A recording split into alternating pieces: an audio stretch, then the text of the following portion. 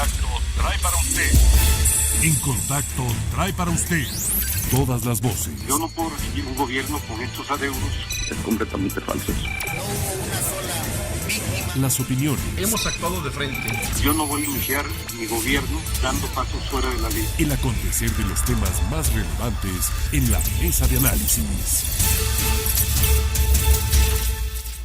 Hola, ¿qué tal? Qué gusto saludarle. Ya estamos de nueva cuenta en nuestra mesa de análisis, como todos los viernes, a través de Digital 96.9 de FM. Gracias a Leti Silva, que nos presentó la información, nos antecedió con toda la cobertura periodística de esta jornada. Y bueno, por supuesto, entonces vamos a entrarle al tema del análisis, de la discusión, de la reflexión con respecto a los temas que la agenda pública han desarrollado en la semana. Esta tarde le doy la bienvenida y le agradezco su presencia a dos conocidos de la casa, don Daniel Vadillo, gracias por estar con nosotros. Gracias por la invitación. Y también a don Lauro Rodríguez, también. Muchísimas gracias, Lauro. Luis. Oigan, pues platicar con ustedes. En primera instancia, vámonos en cuestión cronológica y en los tiempos.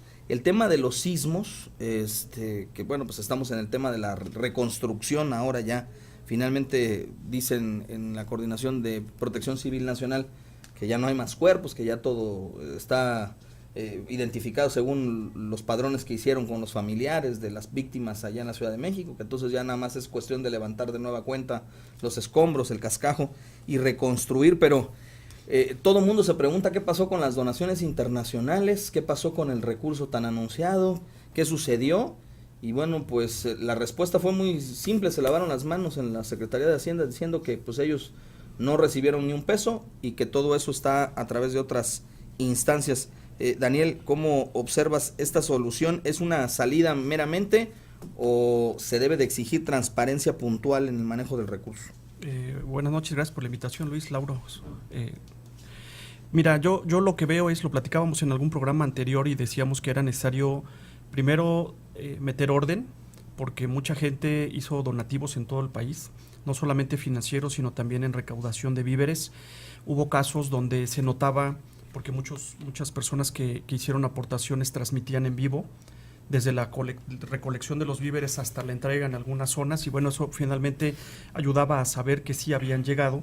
Sí. Pero en el caso de las aportaciones internacionales, porque también son recursos públicos de sus gobiernos, pongo el caso, por ejemplo, de Rusia, sí, que aportó algo así como, creo que 20 millones de euros. Entonces, y que decía que ponía más y que había sí era necesario, ¿no? Entonces, sí es necesario, repito, como tú lo señalas, aclarar el destino de los recursos, si existe alguna cuenta, si lo van a manejar, probablemente o lo están manejando instituciones no gubernamentales o instituciones de asistencia. El gobierno de México no puede excusarse de decir que él no sabe dónde están o que incluso no llegaron, porque entonces exhibiría a los gobiernos de otras naciones que públicamente dijeron que lo habían enviado, ¿no? Es un trabajo, repito, para la Secretaría de Hacienda, para el propio gobierno federal, el transparentar y decirle a los mexicanos, se recaudó hasta hoy tanto recurso, de este recurso se destinó a tal estado, por ejemplo, Oaxaca, etcétera. Recientemente el presidente en Oaxaca hizo el anuncio y creo que ya se están entregando 120,000 pesos por familia que haya perdido sus viviendas. Se van a hacer en tarjetas de débito, entiendo, así va técnicamente en efectivo, pero sería muy lamentable que después de lo ocurrido quedase la duda de que si llegó o no llegó el dinero, porque recordarás, Luis, Lauro, auditorio, hace unos días desafortunadamente también trascendió que muchas de las familias que fueron damnificadas denunciaban que quienes entraron a ayudarles técnicamente, pues también les habían robado, no había habido saqueos en esas ruinas. Entonces, de la solidaridad y del apoyo que generaron los mexicanos se puede pasar a la duda, y yo creo que el gobierno de México está obligado, repito, a decir dónde está el dinero, cuánto se recibió y en qué se utilizó, ¿no? Hay una parte dentro de este tema de la reconstrucción que comienza a generar cierta suspicacia sobre el actuar del Estado. Y lo quiero plantear así para que se pueda entender y no prestarse a ninguna mala interpretación. A ver, si se supone que el gobierno, Lauro, tenía recursos del Fonden, dinero de seguros para eventos de catastróficos, ¿no? Eventos catastróficos que tenía contratado, y van a comenzar a fluir los recursos, ¿por qué razón emite la Secretaría de Hacienda o algunas dependencias del gobierno a través del Infonavit o no sé qué instancias, pues este anuncio de decir que hay autorización para conseguir créditos hasta por 2 millones de pesos para que aquellas familias que perdieron todo reconstruyan sus viviendas. O sea, a ver, no se suponía que era recurso que iba a ser aportado a la ciudadanía para que levantara sus casas. ¿Cómo que va a retornar a través de un crédito? No, mira, hay que tener claro que en primera instancia un desastre de este tipo, pega mucho en la conciencia social, sí, pero debemos tener en cuenta que al final de cuentas son recursos personales, son recursos patrimoniales de entes privados, de personas físicas, sí, que son las responsables de sus viviendas y a quién se las compraron.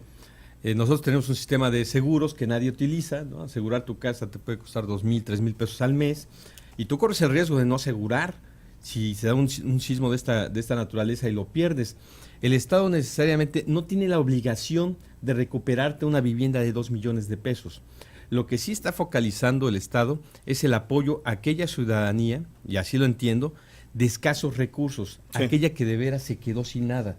Pero hay otras entidades que tienen la capacidad para reconstruir y asumir el costo del daño que se generó. Anunciaron hoy que se van a tirar 1,000 edificios en el Distrito Federal, sí, en la Ciudad de México, perdón. Imagínate que el Estado estuviéramos pagando edificios de 20 pisos que los tiren. Sí, claro. O sea, porque fueron parte del sismo. Ahí no puede ir el recurso público.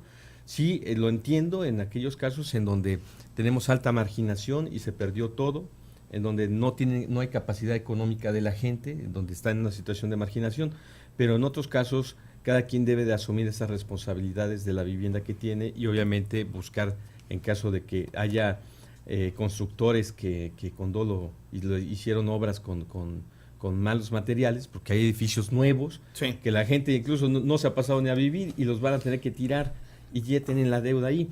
¿Qué ventaja tienen este tipo de estructuras? Es de que se contratan con créditos y va aparejado un seguro. Entonces los seguros son los que van a empezar a actuar. Sí. Pero no necesariamente el Estado tiene que pagar todo. A ver, esta pregunta para los dos y su opinión cada uno de ustedes.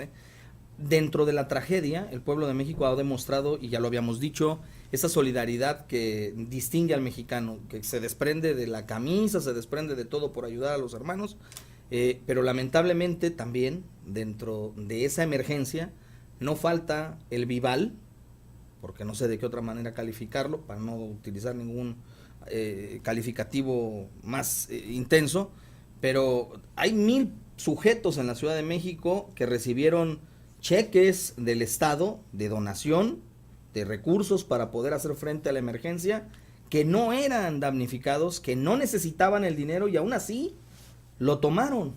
¿Qué se debe de hacer para sancionar esa clase de acciones? O sea, no podemos estar en la desgracia, pues actuando como verdaderos animales irracionales. ¿Qué hacer? Bueno, rápidamente, si tienes identificado a 1,000 personas, que sabes quiénes son, hay que aplicarles la ley. ¿Y a los 1,000 llevárselos a la cárcel, Daniel? Pues habría que ver, porque desafortunadamente en las crisis que ocurren cuando hay una desgracia es muy difícil, por ejemplo, identificar el origen, si es o no damnificado, porque todo mundo quiere tener acceso al recurso. Yo lo vi, por ejemplo, en alguno de los huracanes que pegó en el estado de Veracruz.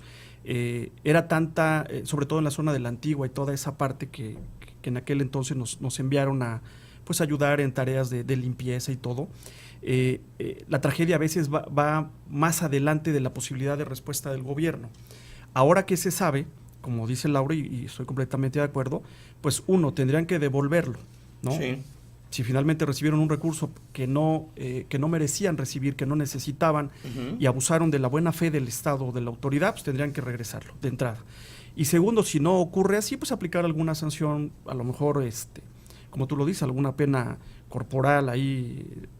A lo mejor no sé cuánto impacte, o más bien cuánto sea en términos de prisión, pero sí que quede evidenciada la persona y que la sociedad sepa pues que actuó mal. Lo cierto es que en esas tragedias, y todavía lo seguimos viviendo, a pesar de que ya pasaron 32 años de lo que ocurrió en el 85, vuelvo a insistir, hace falta meter orden, hace falta transparentar los recursos, hace falta un sistema nacional de registro de personas en condición de damnificado, etcétera, así como existen los padrones de los programas sociales de las personas que reciben algún recurso. Habría que ver también voy a poner un ejemplo. Si yo sé que en Oaxaca la familia López está en un registro nacional de damnificados, etcétera, podría ser más fácil incluso decir, pues yo adopto a esta familia, yo le voy a ayudar con, no sé, con algo, con algunos víveres, etcétera, para tener ubicado quién. Lo que decía Luis, lo que decía Lauro es cierto. No puede tampoco el Estado absorber un gasto cuando se trata de edificaciones, por ejemplo, que son privadas, etcétera. Entonces hace falta identificar quiénes son verdaderamente los damnificados, sobre esos volcarse, y los que abusaron de la buena fe, pues que se sancionen, ¿no? Esperemos que dentro de los damnificados, como ocurrió en Veracruz en algún momento, no haya pues algunos exfuncionarios públicos, porque esos también más bien fueron beneficiarios, ¿no? Y no eran damnificados. Esperemos que lo que ocurrió en México también no estén inmersos algunos. Ojalá y no, porque fíjate, una práctica de los políticos en situaciones de este tipo es acaparar los apoyos que manda la población para meterlos en almacenes y después aprovecharlos políticamente. Bueno, vamos a hacer una pausa. Al regresar platicaremos también pues de otros temas. Por ahí ya detuvieron hace un ratito a un exgobernador de Tamaulipas y la pregunta es, ¿habrá algún excónsul mexicano detenido pronto o no? Vamos a la pausa. Ya regresamos a la mesa de análisis. Regresamos, por supuesto, a nuestra mesa de análisis a través de Digital 96.9. Hablábamos también en esta semana sobre anuncios importantes que ha hecho el gobierno del estado, obras que parecían nunca volveríamos a ver después de la crisis financiera que atravesó Veracruz, bueno, que atraviesa todavía, pero que después del paso del huracán Duarte, pues parecía que las finanzas estaban tan mal que no íbamos a ver obra, y ya comienzan a hacerse anuncios de la construcción de bulevares, la reconstrucción de una carretera como la de Coatepec. Lauro, ¿tú qué opinas? ¿Comienza a recomponerse el escenario en la entidad? Bueno, es que yo siempre he insistido, mucho de la crisis que se generó de deuda, de falta de pagos, no está relacionada con que no tenga recursos para obra pública, sino que tenemos un problema serio de un alto número de empleados, sobre todo en el sector educativo, que mete en una camisa de fuerza a las finanzas públicas. Al final de cuentas, cuando se presupuesta cada dependencia, se le dan los recursos suficientes para que haga las acciones que le son competentes. Y obviamente, en el caso, por ejemplo, del sector carretero, pues los recursos se estiman alrededor de unos 8,000 millones de pesos anualmente que se aplican tanto de recursos estatal como federal, más asúmale la obra que hacen los municipios, que también es un monto importante. Es decir, Veracruz no deja de hacer obra. Tal vez no tengamos obras de relumbrón, grandototas como se acostumbraba, o queremos ver que los gobernantes hagan superobras y con esas sean recordadas. Se sigue haciendo obra la necesaria. Obviamente aquí en lo de Coatepec se aprovecha el socavón, ¿no? Y parece que están aprovechando hasta para meter el gasoducto. Obviamente, Veracruz tiene recursos, sí, para hacer lo que debe de hacer, porque si no, sería incongruente que tuviéramos dependencias paralizadas porque no tienen recursos para operar lo que deben de hacer. Esto es importante, sobre todo, precisar, ¿no? No necesariamente, y eso hay que insistir, no necesariamente hay que destinar el recurso a grandes obras, sino a obras que permitan la funcionabilidad y la operatividad del aparato de Estado en cualquiera de sus áreas, ya sean las carreteras, ya sean los hospitales, o sea, mejorarlas. Te voy a poner un ejemplo rápido. Fíjate que en la época de Chirinos a mí me tocaba ir a reuniones con presidentes municipales donde establecíamos una política para un programa que se llamó Inversión Estatal Concertada. Y lo que se les decía a los presidentes municipales es que ese recurso solamente se podía utilizar en 3 cosas, que era agua potable, drenaje y electrificación. No para hacer parques, no para andar haciendo calles, no para hacer banquetas, que son obras que además le dejan mucho dinero a los presidentes municipales. Es decir, a Chirinos cuando viene el cambio de gobierno decían, es que no hizo nada. No lo ves. Hizo mucho, pero no se veía, la obra estaba enterrada y era una obra de alto impacto social. Claro. Entonces, la obra no necesariamente la grandota es la que nos interesa la que le pega al rezago social. Claro, ahí también hubo anuncios esta semana por parte del mismo gobernador del estado en relación a la posible atracción y construcción de parques industriales en el estado de Veracruz. Se ha dado una vuelta por la región de Guanajuato, ahí en el centro del país, y se ha sentado con el empresario responsable del boom que tiene tanto Querétaro como Guanajuato en ese ramo. Parece que está interesado en invertir en Veracruz, Poza Rica y el puerto, los 2 polos de desarrollo. Sería magnífico, ¿no, Daniel? Así es, Luis. Yo lo pondría en tres perspectivas. La primera, 8 de cada 10 pesos que ejerce el gobierno de Veracruz provienen de la federación. Esto significa que la deuda que tiene el gobierno, Sí. Mucho del gasto se está yendo en pago de intereses y en el pago de la propia deuda. De allí la urgencia de las autoridades estatales de poderla refinanciar. 2, no hay obra porque se robaron el dinero en el sexenio anterior. Es decir, los veracruzanos quisiéramos ver obras grandotas, chiquitas, medianas y de todo tipo. Lo cierto es que quienes tuvieron la responsabilidad de hacer esas grandes obras no lo hicieron porque se llevaron el dinero. Y prueba de ello es que el gobernador anterior está en prisión. Más o menos 40, 50 mil millones de pesos hubieran alcanzado para hacer ese tipo de obras, ¿no? Yo sí creo que el gobernador, y que conste que he sido en mis columnas y en las oportunidades que me han dado críticos sobre algunas cosas que ha hecho, creo que es correcto lo que está empezando a hacer, sobre todo aquí cerca, en el caso de Jalapa y Coatepec, tiene años. La última vez que se remodeló, por decirlo de alguna forma, fue en el gobierno de Fidel Herrera con el famoso dragón, el dragón rojo, que era un aparato que levantaba el asfalto y lo volvía a poner. Esa obra duró muy poco. Curiosamente, como al mes o 2 meses de que se había remozado la autopista Jalapa-Coatepec, se robaron los fantasmas, se robaron la señalética, etcétera. Esa fue la última vez que se le dio mantenimiento. Curiosamente, del otro lado tenemos en el caso de Briones, por ejemplo, está de concreto hidráulico de la mejor calidad. En su momento se dijo que porque allí transitaban los hijos del hoy gobernador en prisión. Hay otro caso, por ejemplo, en el caso de Jico también está hecha esa obra con concreto hidráulico y curiosamente la autopista Jalapa-Coatepec, que como decía el gobernador ayer, es la más transitada del estado, 40-45 mil vehículos diarios, que conecta con 5 o 6 municipios, se había dejado de lado. Creo que es una buena obra y el hecho de que esté atrayendo capitales, pues bueno, ante la ausencia de recursos, qué bueno que se promueva el establecimiento de parques industriales y de otras empresas porque es generación de empleos. Yo insisto, Veracruz perdió la oportunidad del sexenio anterior de hacer cosas importantes. Hospitales que estaban hechos, que habían dejado hechos, quedaron en cascarón. No tienen médicos, no tienen equipo, no tienen enfermeras y ahí está, uno aquí cerca relativamente. Entonces, yo creo que está haciendo lo correcto el gobernador. Hay que tomar en cuenta también que estos anuncios ya los había hecho antes. En el caso de la carretera Jalapa-Coatepec lo había hecho previo a las elecciones locales. Hoy lo vuelve a hacer, ya vimos quienes transitamos por esa carretera que ahorita se volvió intransitable por obvias razones porque ya están trabajando y están reparando el socavón.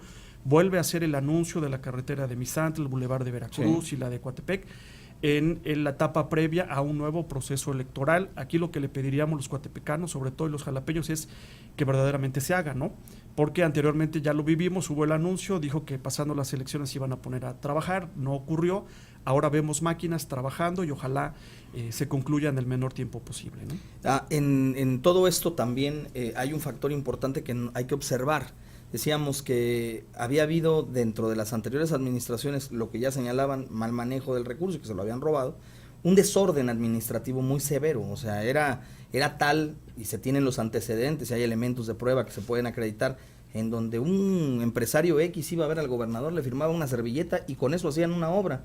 No había los procedimientos que se tenían que seguir. Parece que esta administración comenzó de nuevo con el librito como se debe de hacer, a través del manual. Hay que hacer licitaciones, hay que esperar los tiempos, todo esto, y ello lleva a que las calificadoras, con el tema de la renegociación de la deuda, pues parece que ya tienen otra visión. Veracruz había caído en la peor de las calificaciones y eso le estaba costando dinero a Veracruz.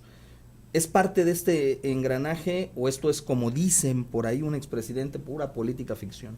No, al final de cuentas uno debe de tener presente que vamos a recuperar la normalidad. Este gobierno ha señalado esas prácticas discrecionales que se tuvieron en el pasado y obviamente no las puede reproducir, sería incongruente realmente.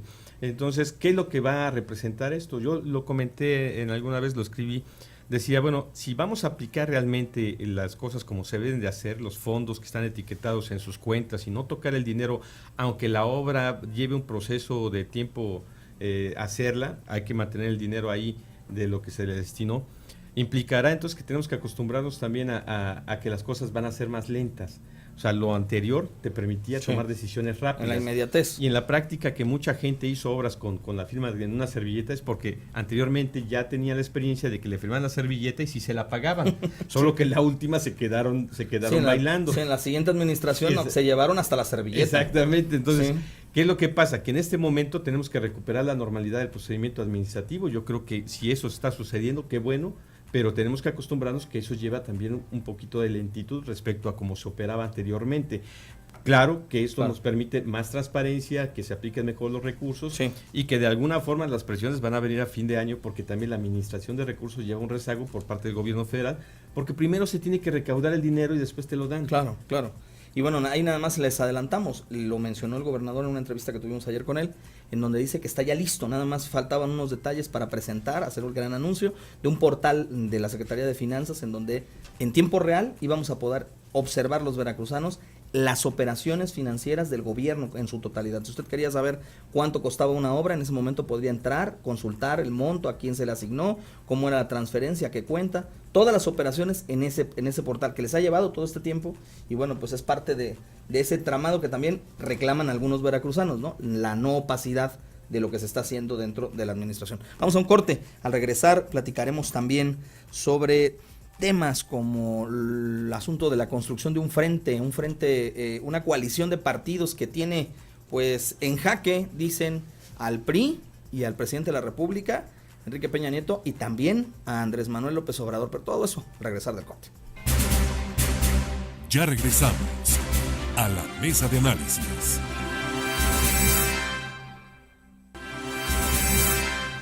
Ya regresamos a nuestra mesa de análisis y decíamos, se crea la conformación de un frente amplio, bueno, un frente ciudadano por México, ese es el nombre que le quieren dar. Primero se decía que era Frente Amplio por la Democracia y todo este asunto, y parece que está poniendo nerviosos a los que todavía pues mandatan en el país, al presidente de la República, a todo su equipo y a lo poco que le queda al PRI, Daniel. Es el frente, puede y tiene la capacidad para ganarle la elección al presidente de la República con todo lo que conlleva el aparato de Estado y a un Andrés Manuel López Obrador que también parece que va ahí. Pues hay encuestas, recuerdo una cuando recién se anunció el Frente Ciudadano por México, que hizo, no recuerdo si era el periódico Reforma o el Universal, en donde lo ponían al frente, PAN, PRD, Movimiento Ciudadano y los que se sumen, por encima incluso de Andrés Manuel López Obrador en el origen del anuncio. La política, decía Reyes Heroles, no es, va siendo. Entonces, conforme han ido pasando los días, ahora con el tema del tema Margarita Zavala, pues habría que esperar qué tipo de decisiones se dan al interior del frente. Sí es de riesgo, porque sería la primera ocasión en la que PAN, PRD a nivel nacional se alían para contender por la presidencia de la República, es decir, la izquierda y la derecha unidas. Sí veo yo en lo personal preocupado al gobierno federal, preocupado al PRI. Creo que no está en su mejor momento, a pesar de los esfuerzos que hacen por pues tener una oferta interesante para los ciudadanos. Creo también que el caso de Andrés Manuel López Obrador sí le impacta, y yo noto, por ejemplo, ante la situación de Margarita Zavala, como leyó el auditorio, incluso le dio la razón, diciendo que era mejor posicionada que el propio Anaya, lo que yo interpreto como un coqueteo a la propia Margarita, si es que finalmente es candidata independiente al gobierno federal, que pudiera tener algún acercamiento con López Obrador. Lo cierto es que hoy para el PRI no es su mejor momento. En todas las encuestas, en la mayoría de encuestas aparece en el tercer sitio, y entonces pues veremos. Repito, la política no es va haciendo, si ese frente logra mantenerse con Margarita o sin Margarita, qué más partidos se pueden sumar y cuál va a ser la oferta, ¿no? A ver, Margarita ya dijo que se va, y bueno, pues va a buscar la vía independiente.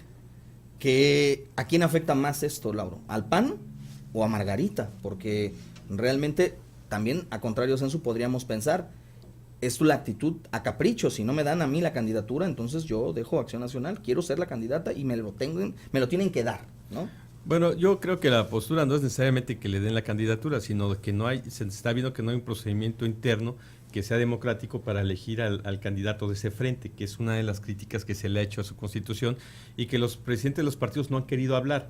La salida de Margarita obviamente pues, le afecta a ella, porque no es lo mismo ir como independiente a tener la estructura partidista de un frente como este, la estructura que tiene el voto duro que tiene el PAN, aunque se prevé que pueda haber gente que pueda dividir o que pueda dividirse el PAN con esta decisión, lo cierto es que no lo dividirá suficiente como para extinguirlo, seguirá siendo una fuerza política importante que está sumando a otras. Aquí el tema es de democracia interna, algo que el PAN siempre había tenido y que hoy en esta tesitura parece que está renunciando a los procedimientos internos democráticos, lo cual llama la atención, pero claro, este frente va a constituir un golpe para los demás contendientes. Ahora, sin Margarita Zavala ya al frente de este frente, vamos a decirlo así, y también hay que aclarar, los mismos dirigentes han dicho que esto lleva un procedimiento, son 3 pasos, están en el primero, en la construcción del mismo, y ya el tercero pues hará seguramente el anuncio de quién será el candidato y cuáles son los elementos, pero todo pareciera indicar que, bueno, pues Margarita quiere a fuerzas que le den la nominación para ser la candidata. La pregunta va en este sentido, Daniel, ¿cómo o quién, ya sin Margarita, pudiera encabezar este frente, teniendo en consideración que van 4 fuerzas políticas a conformarlo, tanto el PAN, PRD, Movimiento Ciudadano y el propio PANAL? Claro, pues habría que irse al origen de la denominación del frente. Es un frente ciudadano. En varios espacios de opinión de la Ciudad de México se ha señalado que pudiera incluso no ser Anaya, sino un ciudadano que ¿de a pie o MIT?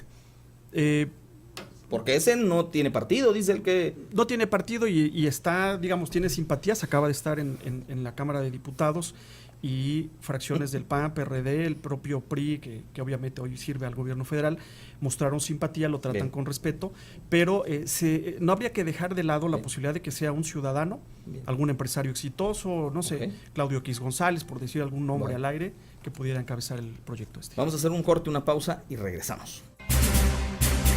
Ya regresamos a la mesa de análisis. Ya regresamos a la recta final de nuestra mesa de análisis y bueno, por supuesto, les decía, un tema que pues empieza a escalar conforme van surtiendo la información. Resulta que Eugenio Hernández, exgobernador de Tamaulipas, ligado y señalado por actos de corrupción, pero también relacionado con la delincuencia organizada que pues impera ya en Tamaulipas desde hace ya muchos años, no estaba muerto ni andaba de parranda, estaba en Ciudad Victoria, nunca se había ido de la capital de Tamaulipas. ¿Cómo fue que lo agarraron o por qué? Esas son las preguntas. ¿Qué opinión tienes de eso, Lau? Mira, al final de cuentas, ese tipo de decisiones tiene que ver mucho con la política. Cuando tú, un personaje que está señalado por diversos ilícitos y que tiene investigaciones abiertas y no lo detienen, pues es claro que no se anda escondiendo porque tiene confianza del apoyo político que está recibiendo. Claro que en este caso, el hecho de que se tomen las decisiones acertadas y se detenga una persona que evidentemente no había huido, que estaba públicamente despachando en su casa, pues habla de que las cosas están cambiando. Obviamente el Sistema Nacional Anticorrupción debe de empezar a operar y a dar muestras de que es efectivo, aunque bueno, yo lo comentaba fuera del aire, en el caso de Veracruz, que apenas se aprobó la reforma constitucional, pues tiene por ahí muchos detallitos que hay que comentar importantes, como el hecho de que el Congreso podrá destituir al fiscal anticorrupción con las 2/3 partes de los que estén presentes, es decir, con 17 votos. Fíjate nada más lo que sucede. Necesitan 2/3 partes de todo el Congreso para aprobar quién va a ser, pero solo 17 para quitarlo. Entonces no va a tener mucha independencia porque además va a depender del fiscal. Se constituye un tribunal estatal administrativo y se elimina un tribunal de lo contencioso administrativo, pero, oh sorpresa, no se elimina presupuestalmente, se dejan a los magistrados que estaban en el Tribunal de lo Contencioso Administrativo a que sigan operando como magistrados en el Poder Judicial, a ver qué les ponen a hacer, van a tener que ser magistrados invitados, algo así. ¿Supernumerarios o qué? ¿Cuál es la actividad? Pero con todas esas estructuras se mantiene, es decir, no desaparece ni pasa al nuevo tribunal. Y el nuevo tribunal se va a constituir, es decir, hay una carga financiera adicional en la constitución de este tribunal que no entendemos realmente qué está pasando. el hecho de que para que procedas contra determinados servidores públicos, regularmente se procedía contra el gobernador, los diputados, tal, y pasaban a juicio político. Bueno, hoy metieron hasta los secretarios de despacho, lo cual va a ser muy complicado y va a hacer que se politice cualquier acción que vaya en ese sentido.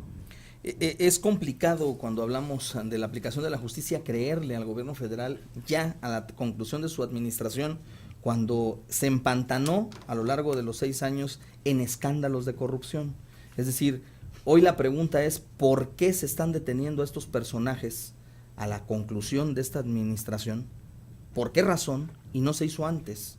Esto lo pretenden utilizar como un elemento electorero totalmente de cara a lo que estamos ya por enfrentar, que en 9 meses será la elección, o realmente se están queriendo hacer como una especie de purga al interior de la administración federal para distraer la atención de los temas torales, porque el de Odebrecht no lo terminan de arreglar.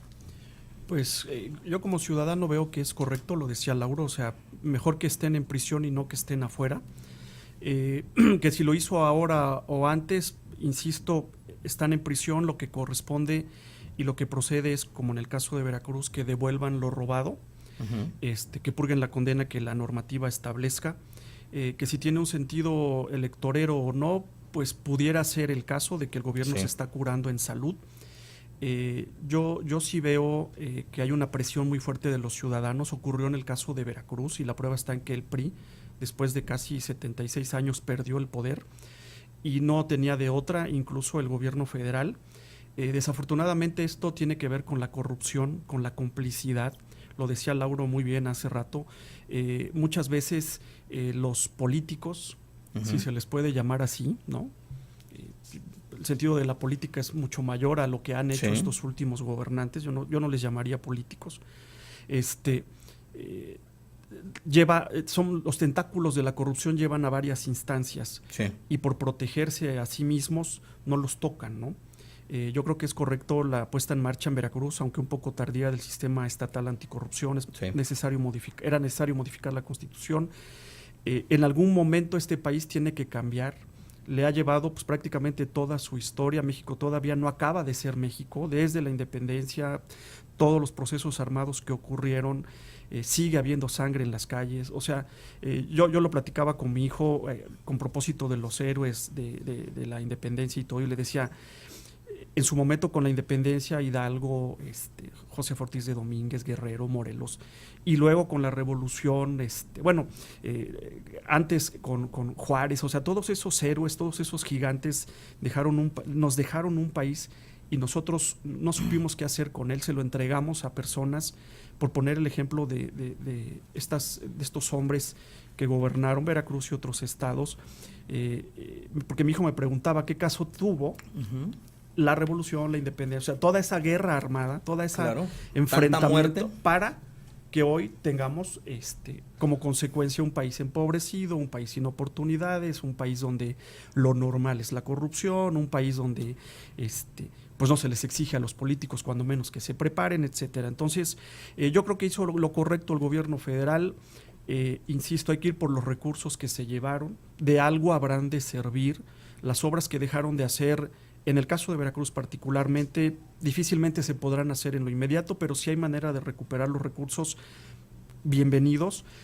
Insisto, el gobierno se está curando en salud probablemente, pero yo lo voy a poner en estos términos. Me queda claro que hasta el propio gobierno federal le dolió tener que proceder contra Duarte. Entonces, pues no le quedaba de otra. Tenía que proceder contra los suyos, la sociedad lo está demandando, y hay que tener en cuenta que el discurso de campaña de López Obrador, que lo vamos a ver en las boletas si no ocurre algo extraordinario el próximo año, es ese. No nos ha dicho cómo, pero él dice que si combatimos la corrupción de la cabeza a los pies, este país va a ser diferente, ¿no? Hay un anuncio que este día se ha dado por parte del Tribunal Electoral del Poder Judicial de la Federación, y ese anuncio marca una solicitud hecha e interpuesta por el diputado federal Manuel Cloutier, en el sentido de solicitar la ampliación del plazo para los registros de candidatos independientes. Y está fallando el tribunal a favor de esta solicitud, de manera tal que ya está enterado el Consejo General del INE y tienen ahora hasta el 14 de octubre los candidatos que aspiren a ser candidatos a la presidencia de manera independiente para poder entregar su documentación. ¿Será esto un margen para buscarle una nueva salida a otros integrantes de otros partidos en una posible desbandada? Esto, por lo que entiendo, esta lectura, están como intentando construir una elección en donde se pulverice la mayor forma el voto y los partidos hegemónicos, sobre todo los que en las últimas elecciones han tenido cierta representatividad, pues queden minimizados. Caso concreto del mismo Morena, caso concreto de la construcción de este posible frente. Mira, al final de cuentas hay muchos ciudadanos valiosos en México que creo que son podrían más, aspirar, son más los valiosos, son más los que están adentro, sí. Y que podrían aspirar a ser presidentes de la República, que han sido personas que en algunos casos tienen un amplio reconocimiento a nivel nacional. Pedro Ferriz de Con, por ejemplo, que siempre ha aspirado a esto y además es muy reconocido a nivel nacional.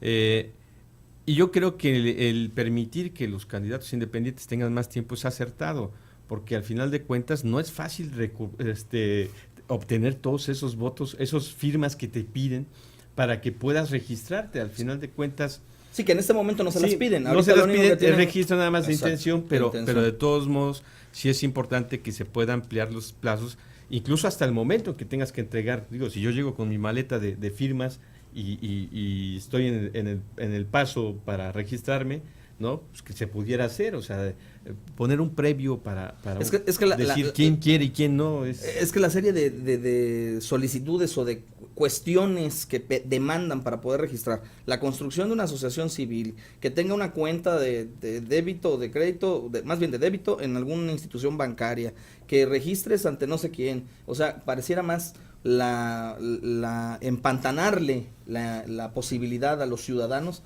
de poder buscar esa vía, ¿no? La construcción de los candidatos independientes que pues está latente, ¿no? Está latente ahí, Daniel. O sea, puede ser que en la próxima elección haya un presidente que no provenga de un partido político. Así es, son dos cosas diferentes. Por un lado, que los partidos postulen a un ciudadano. Recordemos que el PRI, por ejemplo, modificó por allí alguna parte de su normativa que algunos interpretaron era un mensaje dirigido a AMID, que no es aparentemente hasta ahorita de ningún partido político. La otra es que nuestro sistema de partidos pues nació aquí, lleva muchísimos años y no es tanto, yo no creo que sea tanto como que complicarle a un ciudadano que pueda postularse, simplemente que es relativamente nuevo, ¿no? Y hay casos exitosos como Kumamoto, que hoy veía yo que se va a lanzar como aspirante al Senado por la vía independiente, como ciudadano. Entonces, pues sí, yo lo decía en una de las participaciones anteriores, el propio Frente Ciudadano por México pudiera estar sopesando algún nombre de algún ciudadano, de algún empresario, de algún intelectual, que aun cuando vaya soportado por los partidos políticos, por las siglas, provenga de la sociedad civil. Ya lo vimos en el terremoto hace 32 años, hace algunos días, y tú lo ponías muy bien, Luis, son más los ciudadanos que pueden organizarse, que pueden exigir, pero ahora solamente falta una cosa, que vayan y voten.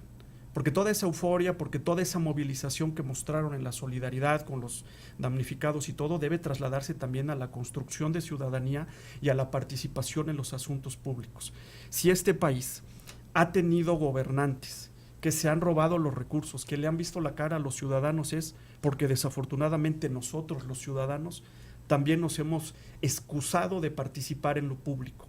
Y no se necesita estar en un partido, ¿no? En el barrio, en la colonia, podemos organizarnos y es lo que le está faltando. Entonces, si el Frente tiene un candidato ciudadano, si el PRI, con el caso de MID, que pues, es uno de los que se mencionan de varios, viene de la sociedad civil, creo que es una oportunidad, ya lo demostró Kumamoto y otros tantos, que se puede postular un buen proyecto, obviamente cumpliendo con toda la normativa, que es engorrosa, pero así está la ley, y bueno, pues la sociedad tiene en sus manos el poder de votar con B y con la otra B, de quitar a las personas no gratas de la política y bueno, pues ahí lo veremos el próximo año, ¿no? Inteligente la respuesta de don Daniel, ¿verdad? O sea, el mensaje ahí está.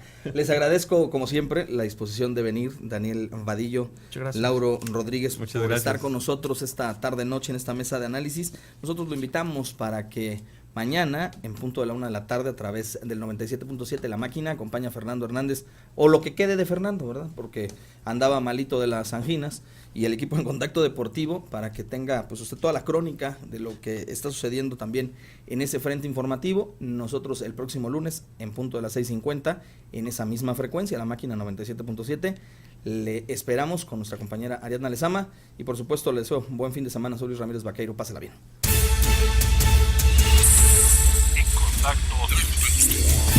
En Contacto trajo para usted todas las voces, las opiniones, el acontecer de los temas más relevantes en la mesa de análisis.